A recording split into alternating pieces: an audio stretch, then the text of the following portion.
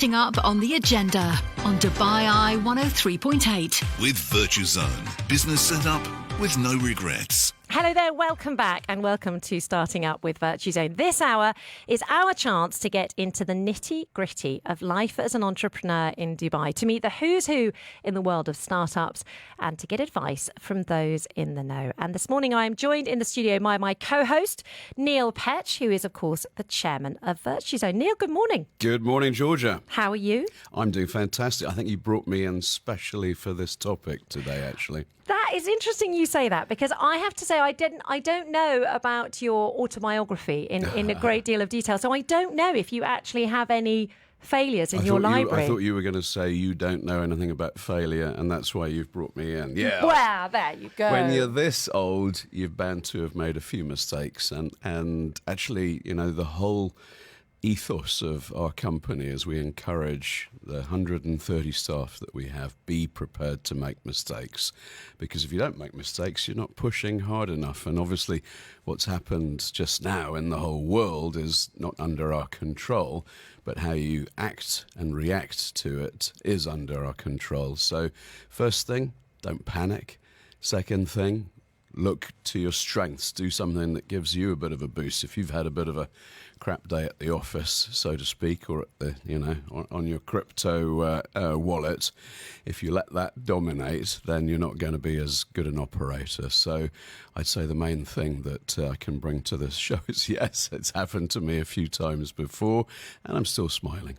Well, that is what's so impressive, because obviously you're running Virtuzone now, very successful business, well established here in the United Arab Emirates. I think it's really easy for people to look at businessmen like you and think, well, you know, he's just, you know, he's made it, and you know, you presume that there was plain sailing all the way. But have you got a few sort of failed businesses in your back pockets? Yeah, I mean, goodness me, you know, 2 years ago we sat in our office with COVID in front of us, not knowing what was going to be happening. You know, a couple of weeks later, we were on a 3-day week.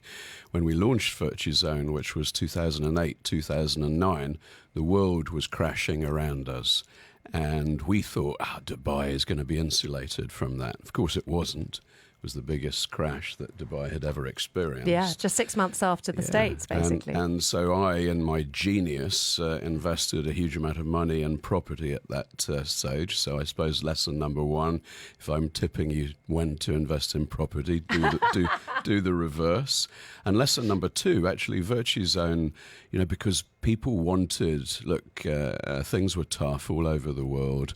Maybe people were losing their corporate jobs. That's not the case in this particular situation at all. In fact, we've never had so much opportunity, but still things are bad. Maybe so people want to be entrepreneurial, but they don't want to do it with huge risks. So they didn't want a big office and so on. So Virtuzone came along at the right time. So that's, you know, look for an opportunity. Look for when COVID happen, obviously all those things that encourage people to, you know, whether it be riding on your Peloton or whatever, something that was appropriate for that. So look for it now. And obviously the other expression is when there's blood on the streets, that's the time to be investing. So your friends that were buying Bitcoin, you know, it's there's method to their madness. Yeah, I have to say, I mean, that was the big topic of conversation for me at my lunch yesterday. Everyone talking about the massive cryptocurrency collapse and whether or not this is indeed the time to pile in, and whether this is the moment to basically pull up your bootstraps, even if you've lost loads of money, and progress and proceed and you know, start again. It's not the time to be greedy, and I think so much the problem with the crypto market is that so many people are investing in it without knowing an awful lot about it, because suddenly it got easier. The minute you start to think you can walk on water, that's when you're in trouble. So always look for projects that have some substance to them. Look for the fundamentals, and if they're there, you're going to be fine. And if you do it now, it's a brilliant time to do that. Certainly, yes, cryptocurrency is needing to come with a massive health warning. Now, to discuss this topic further, exactly how you can pull up your bootstraps when you've experienced a personal failure or a business failure, we are joined in the studio by a professional business coach. Dhiren Harchandani is a transformation architect at Superhuman Coaching and has very kindly joined us in the studio. He's also an entrepreneur, investor, endurance athlete, mentor, author, and keynote speaker. And Dhiren and I have just figured out that we spot each other regularly on Kite Beach running track. I'm walking, you're running. Absolutely. Thank you so much for coming in. Now, okay, failing, which many will equate with losing a lot of money, can be pretty hard to swallow, especially if you've built something with blood, sweat and tears. Based on your experience coaching people, what is the default reaction to failing? So what it really comes down to is fear. I think fear of, so I have a quote that I, as an entrepreneur, failure is something that I'm very familiar with. So I have a quote that I often lean on, which is, past failure informs future fear. So let's unpack that for a moment. Now, what happens when we fail is we end up predicting what happened in our history into our future. So we start perpetuating exactly what we're trying to avoid: the shame, the embarrassment, the humiliation.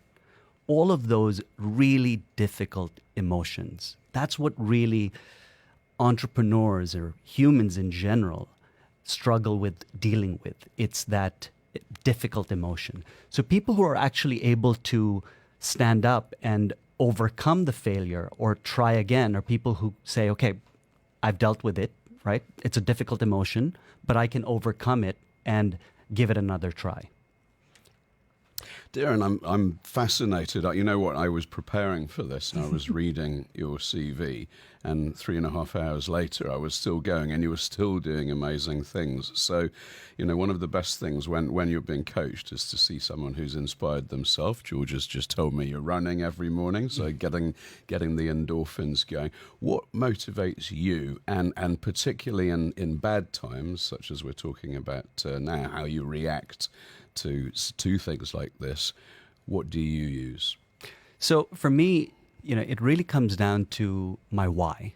Why am I doing what I'm doing? Whatever it is I'm doing, be it endurance sports or starting a new business. So, external motivation, there's $1 billion, if not $1 trillion industry that is the self-help industry, right? And what they've figured out is that as long as they keep providing us with books and workshops and keynotes to motivate us, we're going to keep coming back for more. But the key thing is, all the external motivation is short-lived. The real sustainable motivation is within. So I really lean into my why. Why am I doing what I'm doing? So if it's a business that I'm starting, why is it that I'm starting this business? Because when times get really tough, I'm able to lean into my why. So, I often use sports. We'll use business as well as an example. But in sports, when Mohamed Salah or Michael Jordan come out, they don't think, what if I lose, right? They think, that they're going to win. And even if they do lose, they know that they can handle the really difficult emotions that come with it. Okay, so Dhiren, You've just sort of hit the nail on the head for me, a challenge that I have, right? It's quite easy as the owner of a business to be inspired by it, driven by it, to get up a little bit earlier, to stay awake a little bit later. It's your business, after all, that flashing light on your phone. Your staff that you sometimes perhaps assume have the same passion, but that's wrong to assume that. So leaning into your own why there, it doesn't work, right? You need to, how do you put yourself in their shoes and bring them along with you? So I would try to understand what motivates them, right? What gets them up in the morning to come into Virtuzone and put in the hours, put in their life into your business, right? What is it that makes them tick? And, science shows that, or a lot of research shows that motivation in terms of monetary gain only motivates people up to a certain point. After a certain point, the monetary gain is diminishing. So what is it really that motivates them, right? Really getting to understand what is it about them that you need to understand. Yes, I think that's one to throw out to our listeners, actually, which is, does money motivate? Because probably the immediate answer, the knee-jerk answer is yes, it does. But when you're paycheck comes on the 30th of the month or the 1st of the month, do you jump up and down, or do you take that for granted? I think it's many other things, isn't it? Recognition and so on. Now, I've got a second challenge for you, Darren. I see that you are an NLP practitioner. I once interviewed someone who I thought was the most perfect candidate in the world. It didn't work. There's an example of failure, Georgia. But I think I got NLP programmed, if that's the right expression. So perhaps demonstrating this on radio is one of the more difficult things. But can you just tell us how you would use your knowledge there to try and, as you said, you've got to try and understand what motivates your staff and what's driving people forward. So how do you use this? So one of the ways that I use NLP is to try to understand what their needs are. What are their needs, right? What is the history? So we're all programmed by our environment, right? What kind of programming did they receive in their childhood? What are their behaviors? What motivates them, right? And how are they sitting, right? Are they upright? What's the micro expressions around their face, right? So it's all the little nuance micro expressions that really give me a lot of insight in terms of, because physiology is really what drives how we use language, right? How are they using language? Are they very intentional with the language that they're using?